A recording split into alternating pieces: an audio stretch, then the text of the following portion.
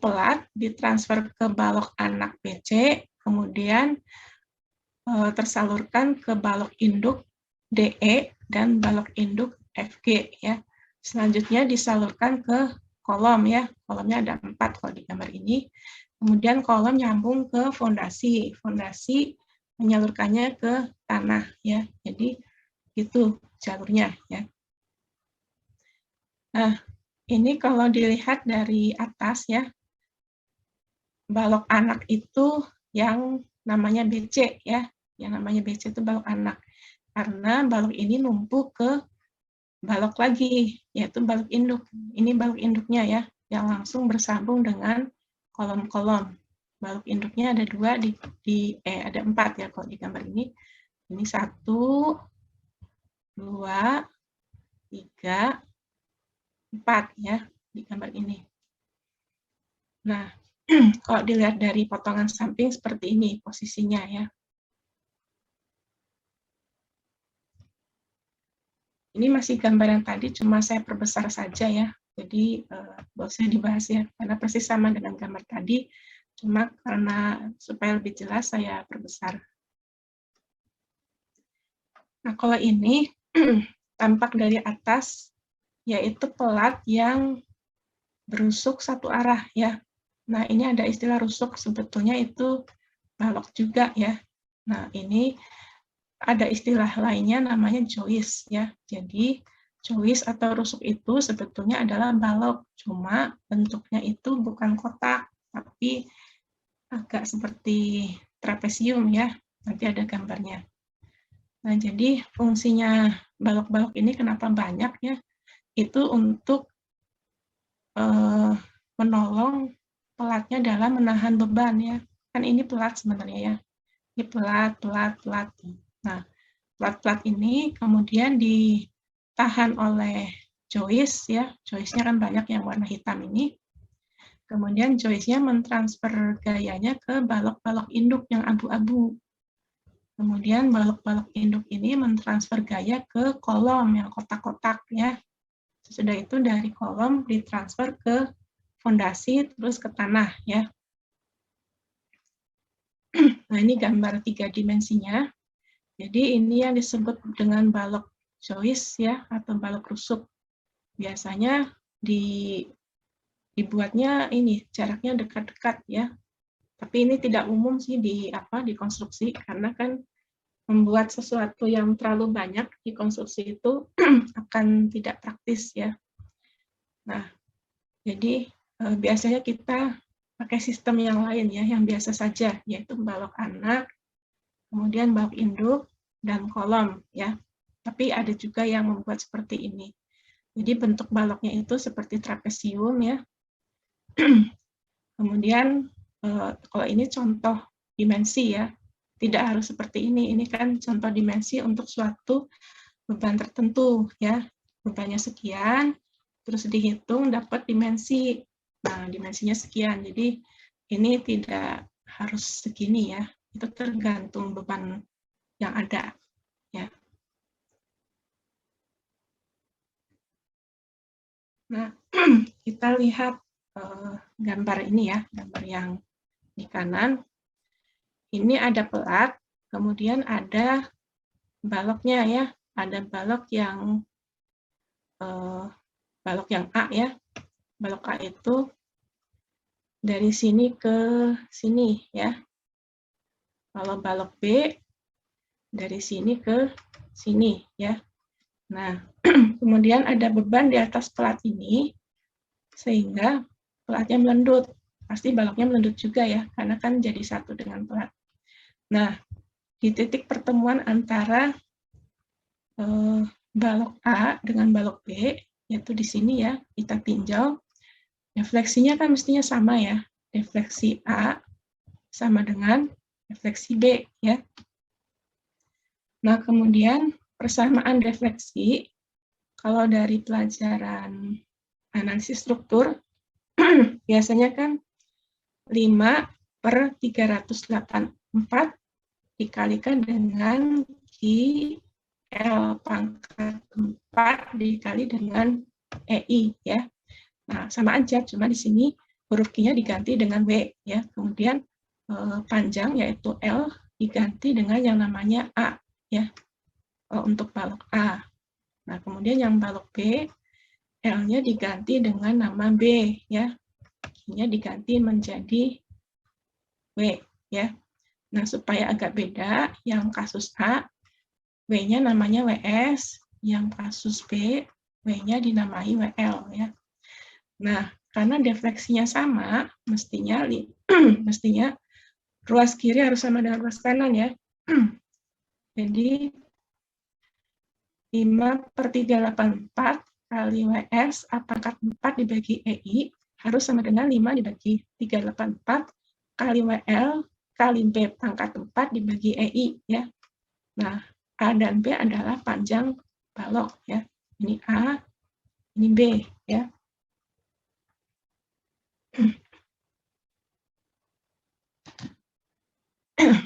Nah, kemudian ada pengumpamaan, ya. Seandainya B-nya adalah 2 kali A, lalu masuk ke persamaan ini, maka WS adalah 16 kali WL, ya. Nah, kemudian untuk membedakan antara plat satu arah dengan plat dua arah, kita lihat ininya, panjang bentangnya, ya. Jadi kalau bentang yang panjang, yang bagian panjangnya plat, ya, bila bentang panjang plat adalah 2 kali atau lebih dari bentang pendek, maka perilaku plat adalah menahan beban pada satu arah. Nah, jadi kalau panjang bentang plat adalah 2 kali atau lebih dari bentang pendek, itu bentuk platnya cenderung seperti persegi panjang, ya. Tapi kalau tidak memenuhi kalimat ini, maka bentuk platnya lebih mirip square, ya. Tidak menyerupai persegi panjang. Nah, kenapa demikian kok yang persegi panjang kenapa dinamai plat satu arah? Karena kalau plat satu arah, tulangan yang bekerja adalah tulangan yang arahnya di arah lebar, ya. Karena di arah memanjang tidak ada artinya kekuatan bajanya. Karena di arah memanjang akan lendutannya akan mengikuti lendutan yang arahnya lebar dari plat tersebut. Jadi makanya disebut dengan plat satu arah, karena hanya satu arah baja tulanganlah yang punya kontribusi untuk memberikan kekuatan ataupun mengurangi lendutan, ya.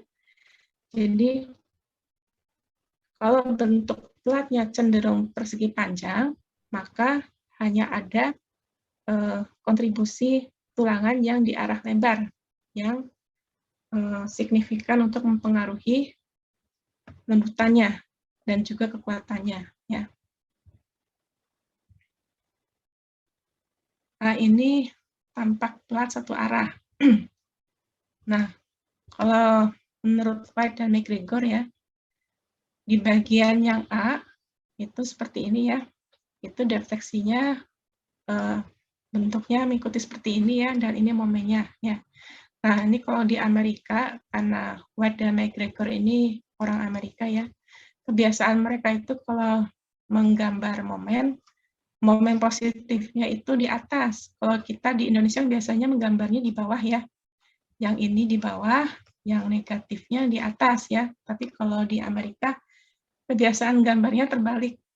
Tapi tidak masalah karena itu hanya bentuk gambar saja, ya. Yang jelas kita tahu bahwa ini momen positif, kok yang di pinggir-pinggir ini momen negatif, ya. Ini juga negatif, ya. Nah, kemudian kalau yang strip B, ya, yang balok B ini, lendutannya seperti ini, ya. Pastilah lebih besar karena lokasinya lebih di tengah dari pelat, ya, lebih di tengah-tengahnya pelat. Jadi momennya juga pasti lebih besar, kan lendutannya lebih besar, ya. Nah, kemudian strip C, balok C yang memanjang, yang ini, ya. Nah, balok C ini landutannya seperti ini ya. Jadi kalau pas di tengah-tengah, pasti landutannya delta 2 ya. Mengikuti landutan yang ada strip B. Kalau yang di pinggir, mengikuti landutan yang ada di strip A, yaitu delta 1 ya. Nah, bentuk momennya seperti ini.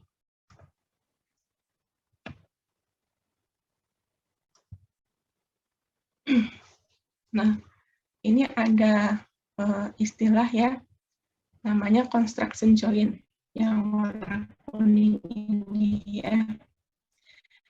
Nah, apa itu construction join? Biasanya itu terjadinya saat ngecor ya, hari pengecorannya berbeda. Jadi, misalkan hari ini selesai ngecor kolom ya. Ini kan kolom cuma dipotong aja gambarnya. Nah, kemudian nunggu kolomnya cukup umur untuk dibebani balok dan pelat ya, misalkan 3 hari. Nah, 3 hari kemudian mulai ngecor ini, ngecor pelat ya, ngecor pelat dan balok. Nah, jadi kan antara kolom dengan balok dan pelat itu ada sambungan ya. Walaupun nanti kalau udah dicor kan nggak kelihatan, tapi sebetulnya itu tidak menyatu kan betulnya. Nah, itu namanya construction join ya. Nah, tapi kalau balok dan pelat kan ucolnya bersamaan ya. Nanti baloknya itu peletakannya itu menerus ya. Jadi bukan apa? Bukan roll ya, tapi balok yang menerus peletakannya.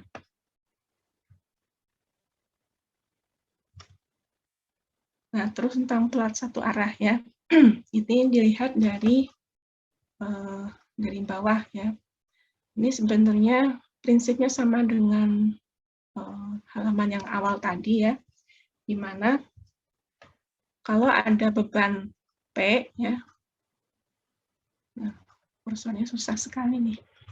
Kalau ada beban P jatuh di atas pelat, maka balok anak yang ada di sini ya, yaitu balok CB, bisa dilihat di sini ya, ada balok BC ya, balok anak BC, itu akan menahan beban yang ditransfer dari pelat ya. Kemudian balok anak ini akan mentransfer bebannya ke balok induk, yaitu balok DE dan balok FG ya. Nah, balok induk ini kemudian mentransfer beban ke kolom ya, yaitu kolom D, kolom E, kolom F dan kolom G ya. Kemudian dari kolom ke fondasi, kemudian ke tanah ya.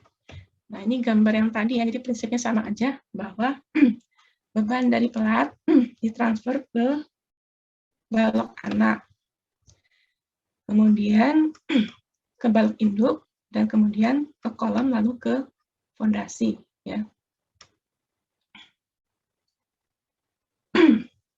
Nah, nah ini ada ketentuan ya, ketentuan tentang luas tulangan. Di pelajaran yang lalu sudah pernah diajarkan ya kalau pelat itu, ekol tulangan itu tidak boleh dipasang terlalu banyak ya.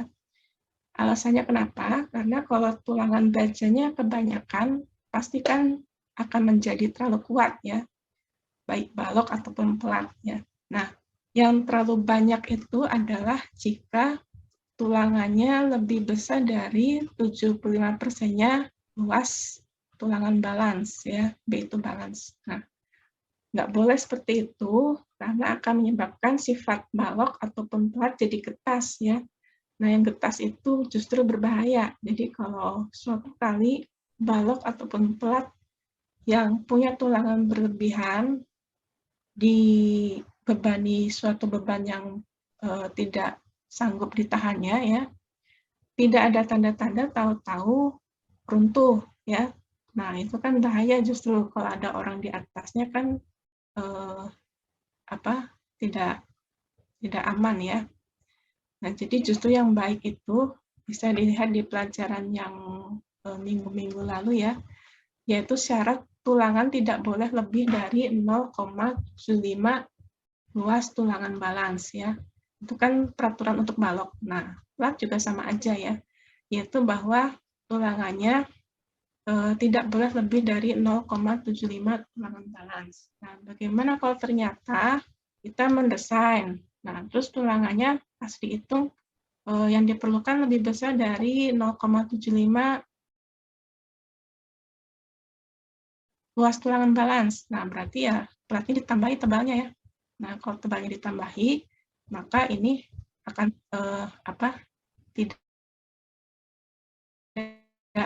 tidak akan lebih dari ini ya, akan turun. Karena penambahan tebal plat itu akan menyebabkan rasio tulangan, yaitu rho itu kan AS dibagi B kali D ya. Nah, D-nya plat itu kan sebetulnya adalah tebal plat dikurangi selimutnya plat dikurangi dengan tulangan plat ya. Nah, dengan demikian penambahan tebal plat itu akan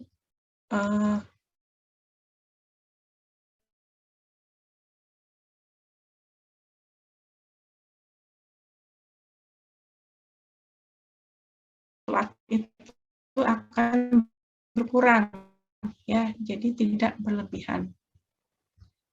Nah, kalau kalian pernah lihat gambar ataupun pernah lihat di lapangan ya, pas orang ngecor plat itu tidak punya sengkang ya, sengkang ya. Ini sengkang nih, tulangannya kotak-kotak ini sengkang ya. Ini kan balok. Nih, ini balok punya sengkang. Ini juga balok ya.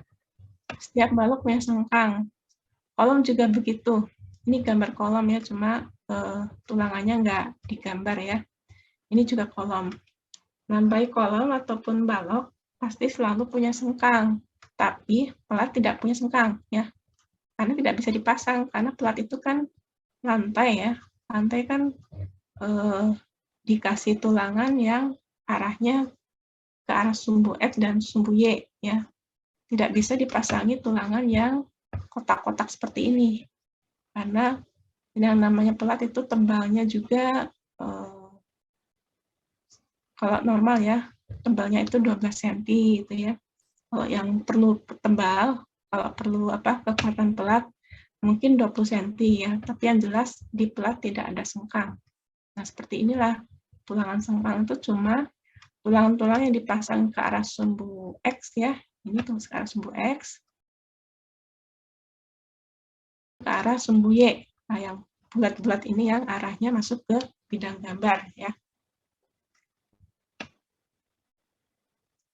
Nah, karena tidak punya sengkang, maka kalau ada gaya geser tersebut full hanya ditahan oleh beton ya. Jadi tidak ada tulangan geser di plat yang bisa nahan gaya geser. Hanya betonnya saja yang bisa nahan gaya geser. Kalau di balok dan kolom, karena ada sengkang, maka gaya gesernya justru full baja tulang sengkang. Betonnya tidak ikut menahan gaya geser. Ya. Nah, ini ada teori tentang ini aplikasi beban ya. Ini diambil dari SNI Beton yang terbaru yang tahun 2019. Jadi di SNI ini ada cara untuk ngitung momen ya, momen negatif dan geser maksimum kalau di gambar yang pertama ini ya, yang ada pada peletakan antar dua bentang yang bersebelahan. Nah, kalau mau ngitung momen negatif dan geser maksimum, maka beban dead load-nya harus ada di setiap bentang ya. Semua dikasih beban dead load ya. Nah, beban mati terfaktor. Kemudian kalau beban hidup yang merata hanya diaplikasikan pada dua bentang yang bersebelahan di sebelah kiri atau sebelah kanan peletakan yang momennya dihitung. Jadi misalkan kita lagi ninjau momen yang ada di peletakan ini, maka beban hidupnya itu hanya ditaruh di kiri dan kanannya lokasi yang kita tinjau, ya.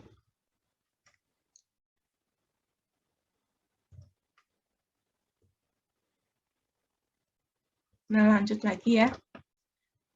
Untuk menghitung momen positif di tengah bentang yang dibebani dan momen positif minimum, kemungkinan juga ada momen negatif ya, di tengah bentang yang tidak dibebani dan momen negatif maksimum di peletakan eksterior, maka gunakan pola pembebanan seperti ini ya.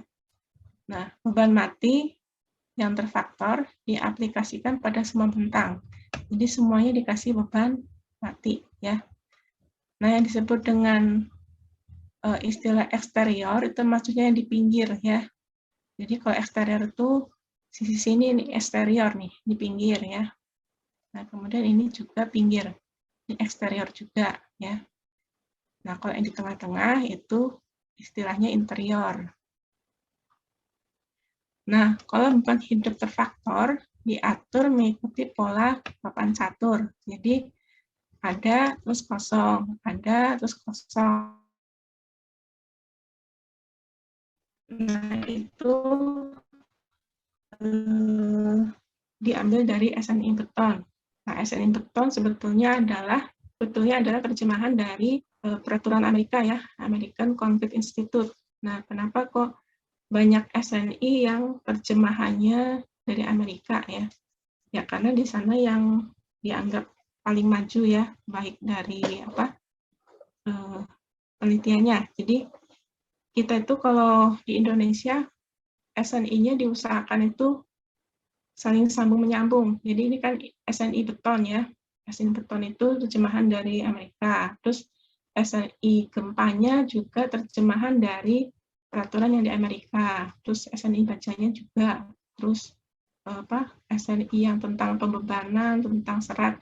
Nah itu jadi nyambung gitu ya antara SNI karena sumbernya satu gitu.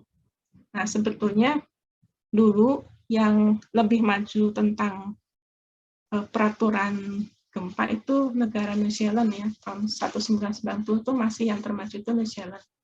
Tapi ya karena ya di Amerika dana penelitiannya lebih besar, akhirnya mereka mengejar ya sampai akhirnya lebih bagus spot yang di sana, yang lebih lebih terkini penelitiannya ya.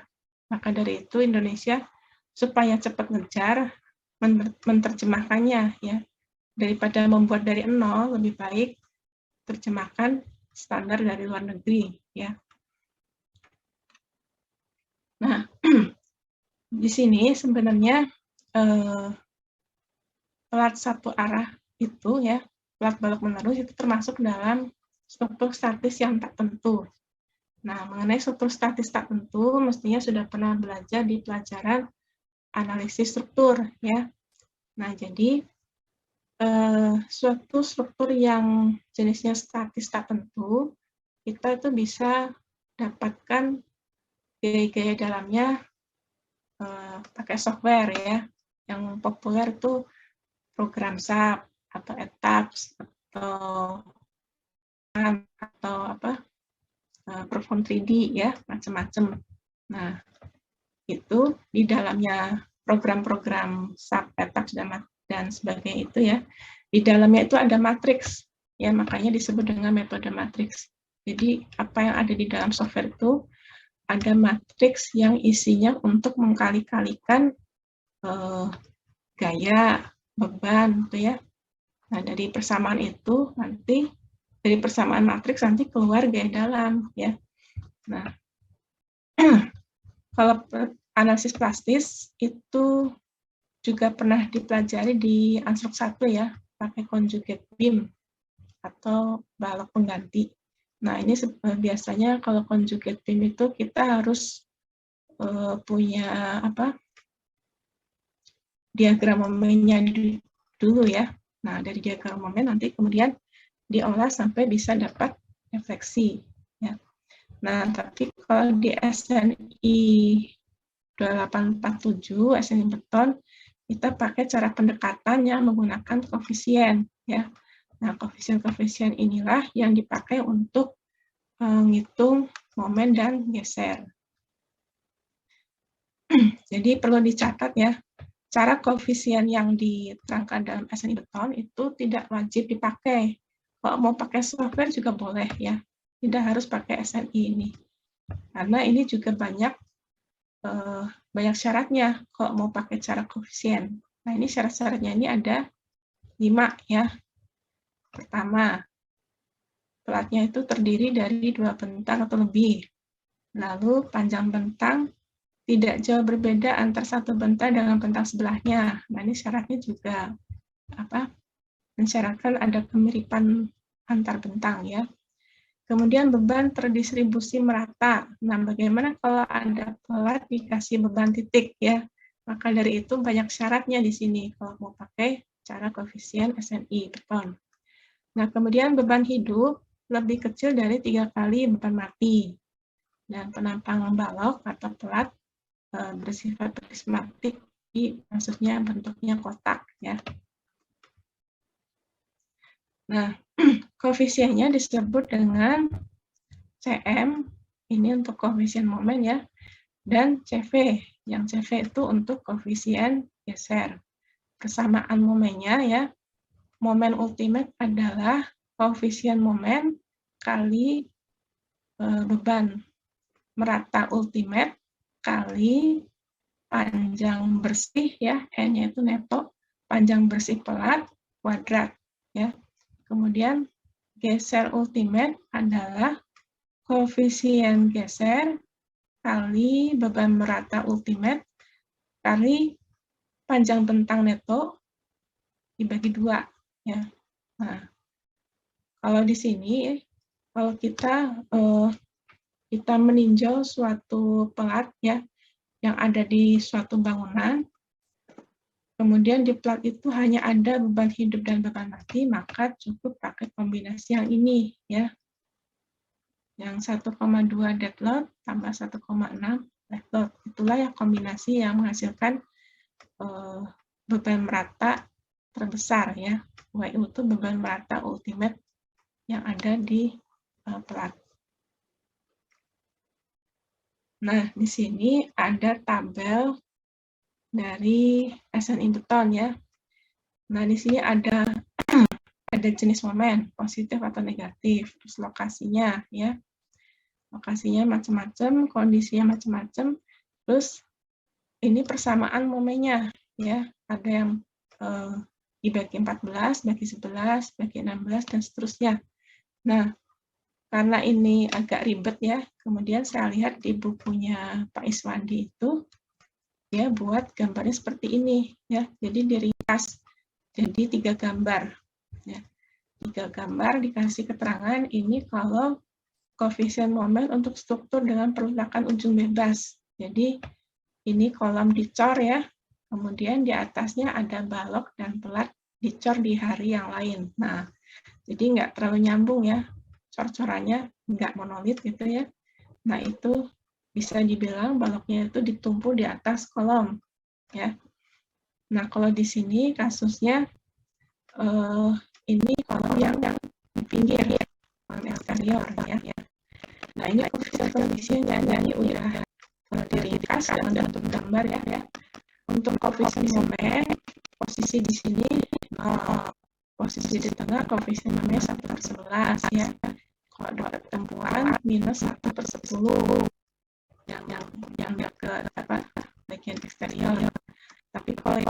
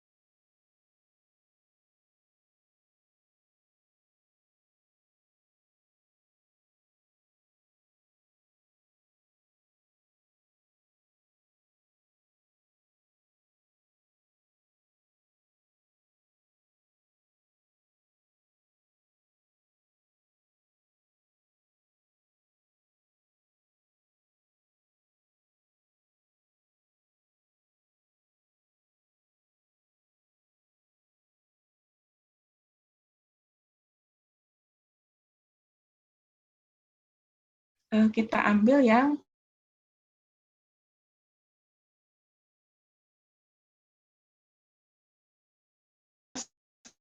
sesuai dengan jenis peletakannya. Lihat di tabel ya, di tabel itu LN per 24. Nah, jadi tebal minimum pelat ya, itu adalah LN dibagi 24.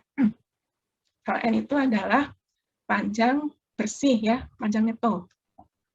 Panjang neto itu adalah panjang yang masih utuh, dikurangi lebar balok, dikurangi lebar balok bagi 2. Lihat aja di gambarnya tadi ya. Jadi, dikurangi balok yang ada di kiri dan kanannya ya. Nah, didapatkannya 153,13. Kita lihat gambar tadi dulu ya sebentar ya. Nah, ini kan 350, ini setengahnya ya, 350 bagi 2. Nah, berarti netonya dari sini sampai ke sini ya. Nah, tapi kalau yang sebelah sini, netonya dari sini sampai ke sini ya. Makanya agak beda ya. Jadi kalau tebal plat bentang interior itu LN dibagi 28 ya. LN-nya itu adalah L dikurangi setengah lebar balok, kurangi setengah lebar balok. Jadi setengah lebar balok yang kiri dan yang kanan. Jadi agak beda sedikit ya. Lihat aja di gambarnya. Nah, ini juga LN per 28 tuh juga lihat dari tabel ini ya. Kenapa LN per 28? Karena itu untuk interior. Nah, dari 153 dan 137 mili, yang lebih besar itu kan 153. Kalau kita membuat tebal pelat 153 mili itu kan angka yang kagok. Jadi kita Jadi kita bulatkan jadi 160 mili ya. 160 mili atau 0,16 meter. Nah, kemudian tebal atau selimut beton diambil 20 mm ya. Lihat tabel SNI, tabel sekian. Nah, kemudian kita hitung D-nya, yaitu T minus cover ditambah pi pelat bagi 2 ya. Lihat di gambar ini. Nah, didapatkan 135 mili. Kemudian beban ultimate retraktor. Massa jenis pelat itu adalah tebal pelat dikalikan dengan massa jenisnya ya. Tebal pelatnya itu 0,16 meter. Massa jenisnya diketahui 2.400 kg per meter kubik. Sehingga didapatkan 384 kg per meter kuadrat ya. Kemudian beban superimposed dead load diketahui dari soal 35 kg per meter kuadrat. Nah, jadi kalau sudah ditambah 419 kg per meter kuadrat ya. Itu dead load total ya. Dari massa sendiri plat dan beban superimposed dead load. Nah, kemudian beban ultimate faktor itu adalah 1,2 dead load tambah 1,6 live load. Jadi, dead load-nya kan tadi sudah dihitung totalnya ini ya, 416 ya. Live load-nya diketahui dari soal ya. Jadi didapatkan 1.222,8 kg per meter kuadrat.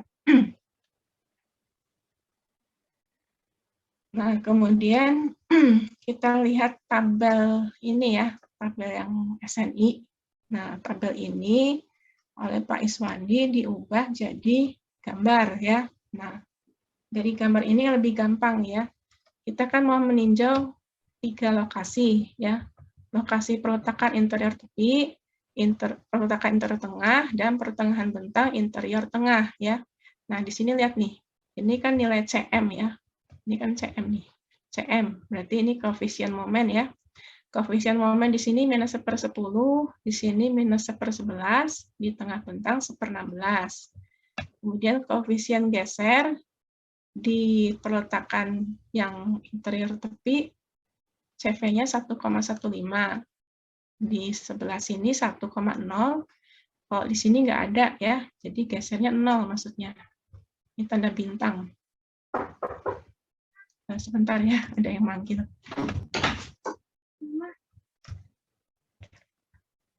Apa?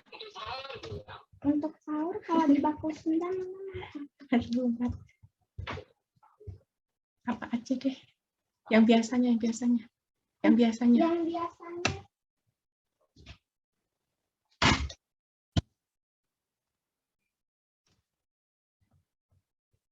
Ya, kita lanjutkan ya. Jadi kita sudah tahu nilai koefisien momen dan koefisien geser di 3 lokasi ya. Di sini, dan di sini ya. Sekarang kita lihat yang pertama dulu ya, peletakan interior tepi.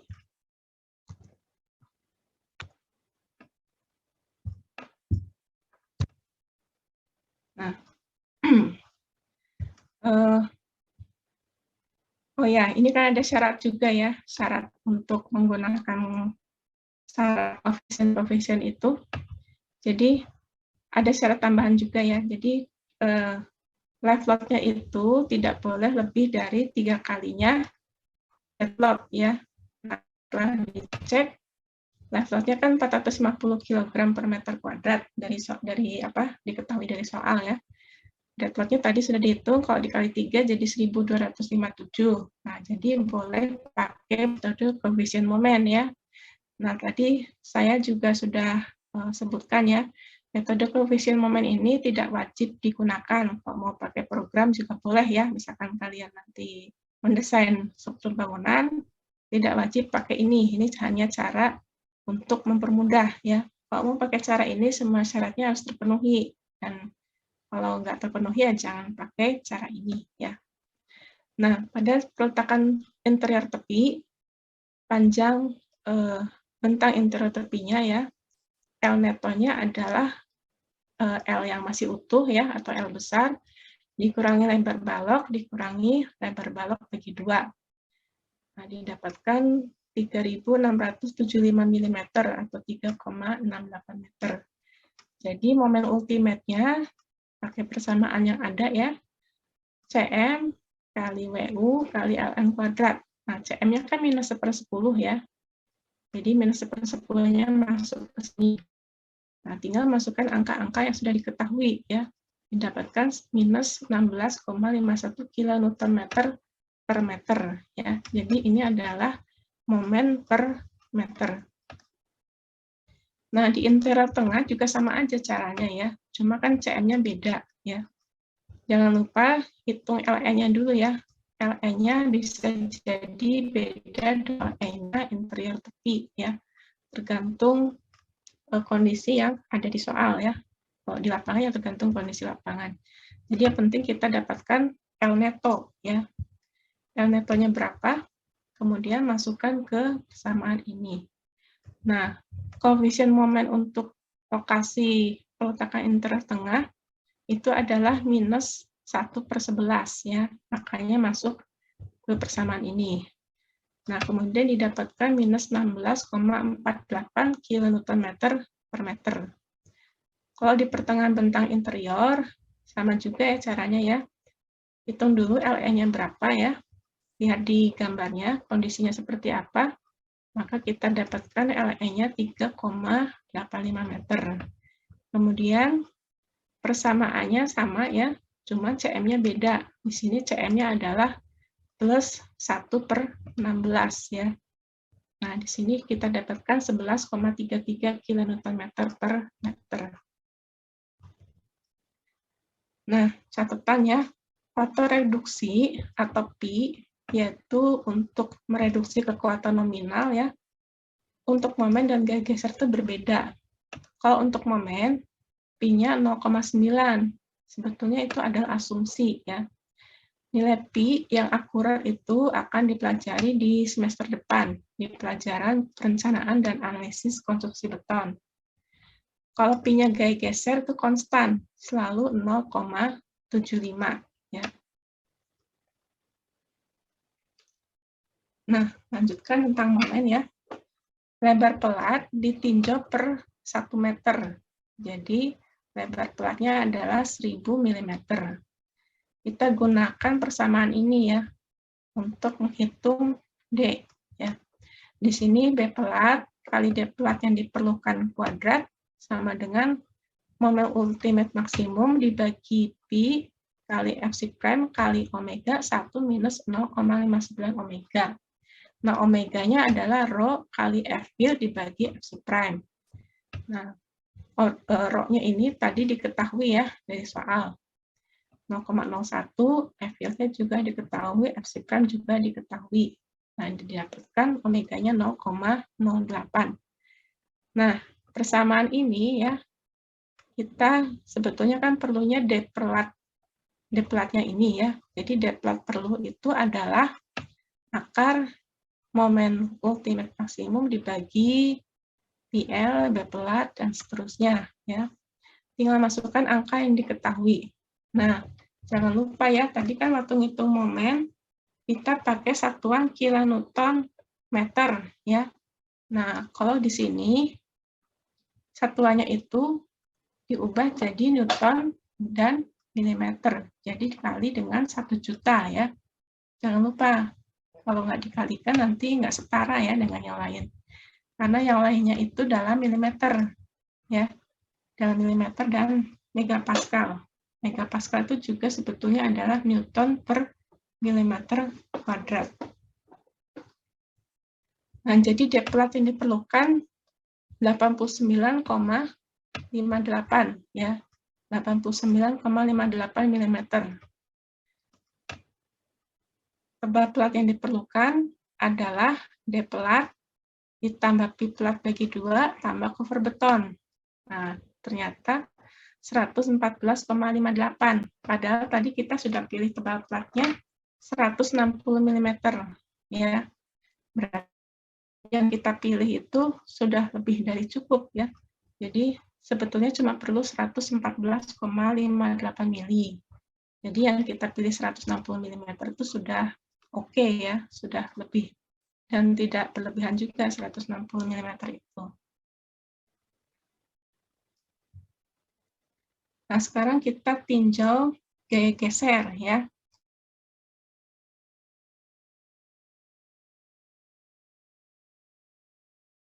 Di peletakan interior tepi. Sama seperti tadi ya, LE-nya berapa di 2 ya. Nah, CV-nya itu kan tabel yang tadi sudah ditayangkan ya. Ini CV-nya. W.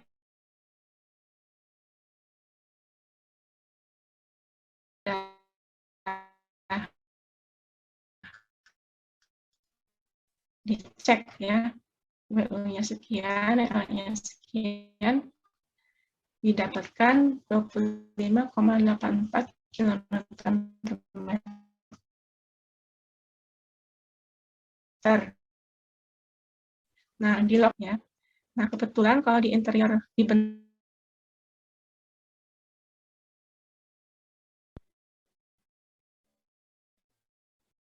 CV-nya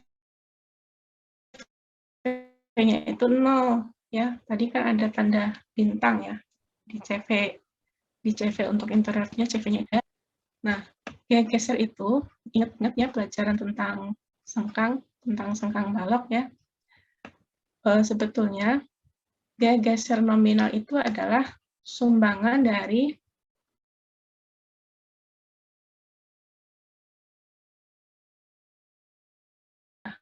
beton ditambah gaya gesernya baja ya.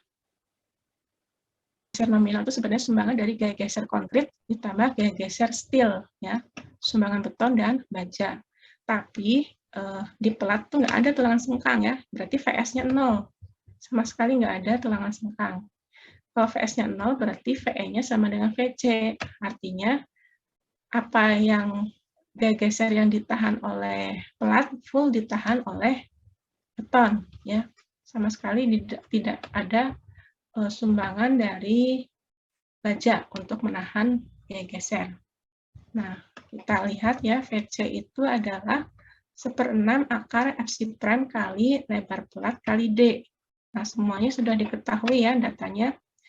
Tinggal masukkan angkanya, didapatkan sekian Newton atau 123,24 kN.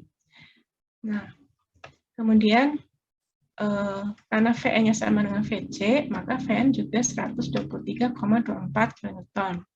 Kemudian VN-nya dikali Pi ya, jadi 92,43. Nah, VN dibagi Pi ternyata masih lebih besar dari V ultimate maksimum. V ultimate maksimum kan tadi sudah dihitung ya.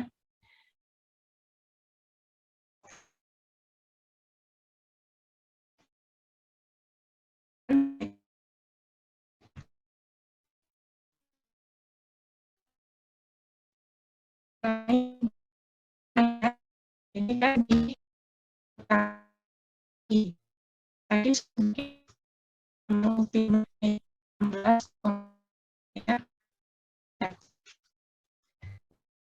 Kemudian dari persamaan balok ya, momen itu adalah gaya tarik baja dikali dengan momen. Nah, gaya tarik baja itu adalah luas tulangan baja kali F-field-nya baja ya. Nah, jadi bisa dikatakan momen nominal itu adalah AS kali F-field kali lengan momen.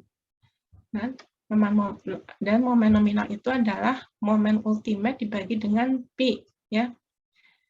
Nah, sementara itu AS itu adalah M ultimate dibagi P kali F-field kali JD. Nah, diasumsikan JD-nya itu 0,925D. Diasumsikan dulu ya untuk perhitungan. Jadi didapatkan 124,88. Nah, kemudian AS-nya itu dihitung ya pakai persamaan itu, persamaan yang di atas ya, dengan JD-nya diasumsikan sebesar 0,925 JD. Didapatkan AS-nya 612,27 mm² per meter. Ya, jadi diperlukan luas tulangan pelat sebesar 612,27 mm² per lebar 1 meter. Ya, maksudnya itu. Per 1 meter lebar pelat diperlukan luas tulangan 612,27 mm. Nah, sekarang kita cek asumsinya, betul nggak JD itu 0,925D ya. Nah, kesamaan A ini bisa dilihat dari pelajaran tentang balok ya. A itu adalah AS kali F-yield kali kemudian dibagi dengan 0,85 epsilon kali B plat. B plat itu meter, jadi 1000 ya. Didapatkan A-nya 5,76 mili. Nah, JD itu adalah D dikurangi A per 2. Nah, ternyata JD-nya lebih besar dari 0,925D. Jadi, asumsinya sudah betul ya. Jadi, maksudnya sudah aman ya. Nah, sekarang kita pakai nilai JD yang sesungguhnya. JD yang sesungguhnya itu adalah 132,12. Nah, jadi kita dapatkan nilai AS yang baru, yaitu 578,7 mm per lebar 1 meternya pelat. Nah, jangan lupa kita hitung AS minimumnya ya. Jangan sampai kita kekurangan AS minimum. Kalau kurang, pelatnya itu bisa retak betulnya ya. Jadi kita cek AS minimum pelat itu sebesar 0,0014 kali B pelat kali T ya. Nah, kemudian ternyata AS minimumnya itu 224, sedangkan AS-nya pelat kan tadi 500-an ya. Nah, 578,7. Jadi sudah pasti 578,7 itu lebih besar dari 224 ya. Jadi sudah aman, AS-nya sudah lebih besar dari AS minimum. Kemudian spasi maksimum tulangan pelat ya. Kita cek S maksimum itu adalah 5 kali tebal pelat. Tebal pelatnya kan 160 mm. Tadi sudah diketahui ya. S maksimumnya jadi 800 mm. Nah, syaratnya satunya lagi, S maksimum adalah 400 mm. Jadi kita ambil yang nilainya terkecil ya. Yang terkecil itu adalah 450 mm. Nah, AS satu tulangan adalah 1/4 pi kali diameter tulangan pelat kuadrat ya. Diameter tulangan pelatnya adalah 10 mili. Jadi luas tulangan satu buah adalah 78,54 mm kuadrat. Nah, jumlah tulangan per 1 meter pelat itu adalah AS yang diperlukan ya, dibagi luas tulangan satu buah ya. Jadi 578,7 dibagi 78,54. Jadi perlu 7,37 tulangan per meter. Ini masih secara teori ya, nggak mungkin kita pasang tulangan sebanyak 7,37 buah ya, itu masih tidak masuk akal ya. Jadi ini masih secara teori. Kita masih pakai angka ini untuk hitung spasi ya. Spasinya itu adalah lebar pelat, yaitu 1 meter atau 1000 mili, dibagi 7,37, yaitu 135,72 mili. Nah, kalau di lapangan, supaya gampang, kita tentukan jumlah tulangannya 8. Kan ini perlunya 7 ya sebenarnya. Tambahin 1 aja, jadi 8 perlunya. Kalau 8 tulangan, maka spasinya jadi 125, karena 1000 mm dibagi 8 tulangan adalah 125 mili ya. Maka spasinya adalah 125 mili. Nah, itu adalah di lokasi sisi atas pelat di mana terjadi momen negatif. Nah, ini baru satu lokasi ya. Tadi kan kita mau ninjau 3 lokasi. Nah, 2 lokasi yang lainnya bagaimana? Ya sama aja sih caranya ya. Jadi untuk lokasi yang di peletakan interior tengah ya, ini kan pada peletakan interior tengah ya, caranya sama aja, persis kayak tadi ya, cuma momen ultimate-nya kan beda. Tadi sudah diketahui dapatnya seperti ini ya, 16,48. Tapi step-step cara perhitungannya sama aja ya, sampai akhirnya bisa didapatkan spasinya ya. Nah, ternyata spasinya sama ya, dapatnya 125 mili. Terus di lokasi yang satunya lagi, yang di pertengahan bentang interior tengah ya, momen ultimate-nya kan 11,33 km per meter ya, nilainya positif. Itu juga sama aja cara mengerjakannya ya. Dan akhirnya didapatkan spasi itu, nah di sini spasinya beda ya, spasinya 175 mm ya. Jadi spasinya beda dengan yang di tumpuan ya. Nah, dengan demikian selesai ya. Jadi kita sudah ninjau 3 lokasi yang diminta tadi. Yang disoalkan tadi diminta 3 lokasi ya. Ini lokasi pertama, lokasi kedua, lokasi ketiga ya. Nah, jadi begitu cara mendesain dengan cara koefisien momen. Kalau mau mendesain mendesain dengan program ya untuk mendapatkan momen ultimate, ya silakan boleh kok ya. Malah mungkin mestinya lebih akurat ya, karena ini kan metode pendekatan dengan cara koefisien momen seperti ini. Mungkin ada yang mau bertanya enggak? Dari tadi belum ada yang bersuara. Ada yang mau bertanya? Nggak ada yang bertanya ya? Mungkin karena hari Sabtu ya, jadi pinginnya libur ya. Saya juga pengen libur, tapi karena hari Senin kita kuliah sering kena libur, jadinya seperti ini ya. Nah, ini saya lagi nge-share file tugas. Kelihatan nggak? Kelihatan nggak file tugasnya? Kelihatan, Bu. Kelihatan ya? Nah, file tugasnya kelihatan, oke ya. Nah, jadi ada file tugas ya. Saya kan ngasihnya sekarang nih, tanggal 16 April. Mengumpulkannya di website e-learning ya. Mengumpulkannya paling lambat Sabtu depan, malam ya, hampir pergantian tanggal. Jadi mirip lah soalnya ya dengan yang tadi ya, cuma beda angka aja nih. Jadi diketahui data-data seperti ini ya. Nah, ini saya juga mintanya lokasinya sama nih. Tebal pelat, gitu ya. Pelatnya dihitung, terus sampai dapat luas tulangan, gitu ya. Terus dapat spasinya, lokasi-lokasinya seperti yang tadi ya. Nah, itu dikumpulkannya di website e-learning. Nah, tapi sebelum kumpulkan ini ada sedikit keterangan ya. Jadi nanti nulis jawabannya kan di kertas folio bergaris ya, jadi tulis tangan, nggak usah diketik ya. Di kertas folio bergaris atau kertas A4 putih atau mau kertas ukuran lain.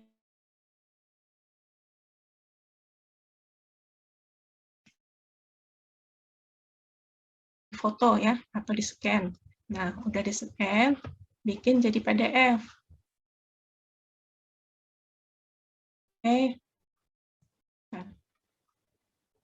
kalau di HP ada aplikasi namanya CamScanner ya, kalau yang HP Android. Ini bisa untuk nge-scan nge-scan kertas tuh di foto terus langsung jadi PDF.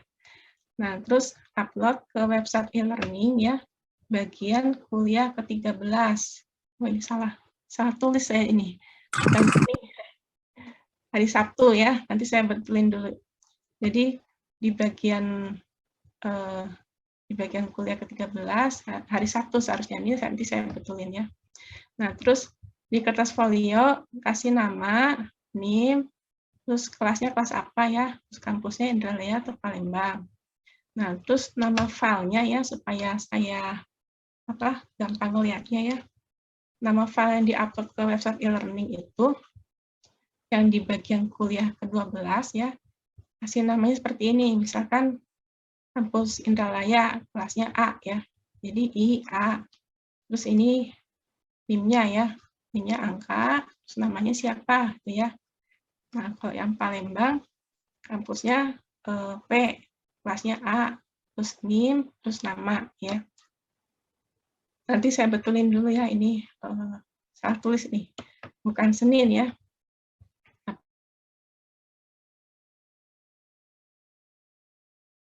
Ya, nah jadi file tugas ini ya, file tugas ini saya taruh di website e-learning ya. Saya screen ya.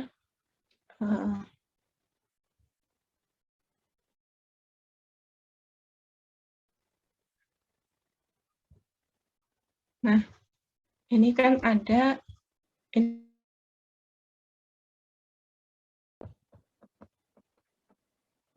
kelihatan nggak tampilan e-learning? Halo? Ya. Ada ya? Jadi ini di bagian kuliah ke-12, ini saya taruh, nah ini soal tugas tadi ya, tapi nanti saya betulin dulu kan tadi salah tulis ya, bukan hari Senin tapi hari Sabtu. Nanti saya taruh sini, nah terus ngumpulinya di sini ya, ngumpulinya di sini. Paling lambat hari Sabtu menjelang pergantian tanggal ya, Sabtu malam. Nah terus ada pengumuman lagi ya tentang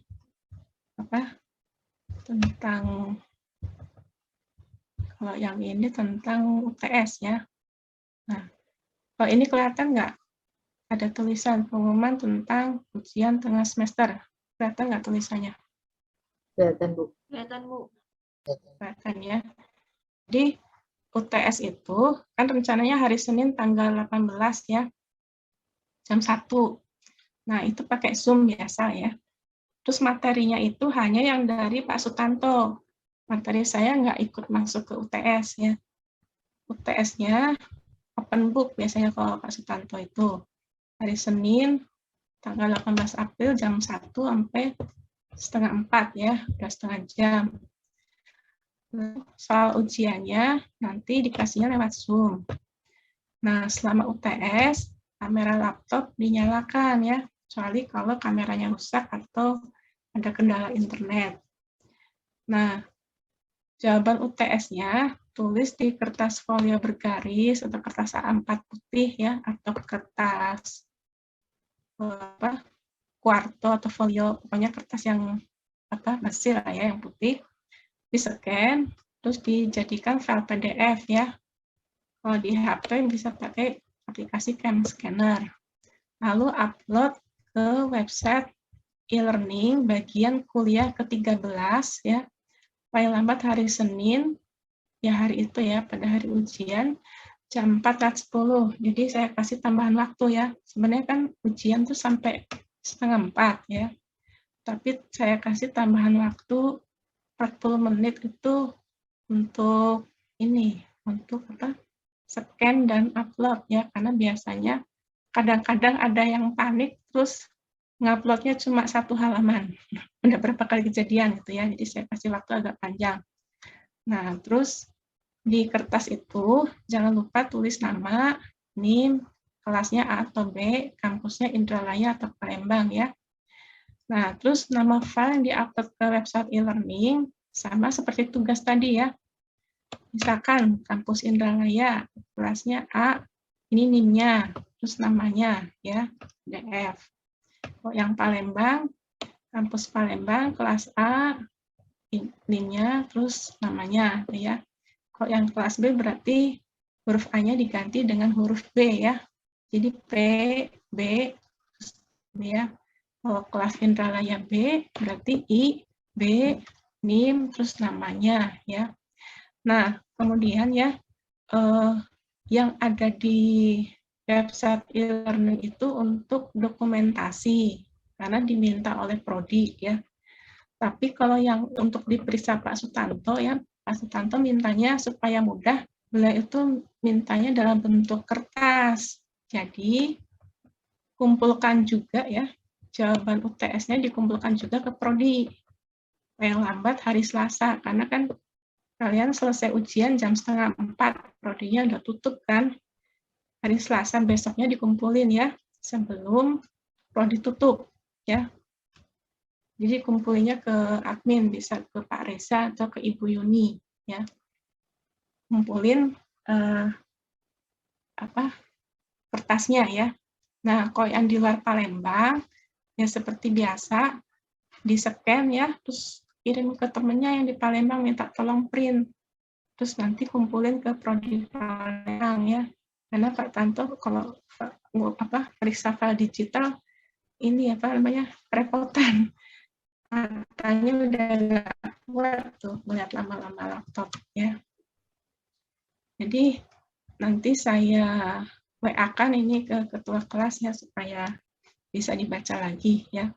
Jadi nanti hari Senin rencananya TS ya, kita bahannya hanya dari Pak Sutanto aja, yang dari saya nggak masuk ya. Nah, mungkin ada yang mau bertanya nggak tentang UTS atau tugas? Izin nanya Bu. Ya boleh, gimana? Untuk yang pengumpulan itu kolektif ke ketua kelas Bu ya? Pengumpulan boleh, kalau aktif boleh langsung sendiri. Pokoknya kumpulin ke Bu Yuni sama Pak Reza. Terserah sih mau kolektif sebelum disampaikan ke Prodi. Oke, siap Bu. Terima kasih Bu. Iya. Ada lagi yang mau nanya? Nggak ada yang mau nanya, coba ini kita screenshot dulu ya untuk dokumentasi. Coba nyalain kamera.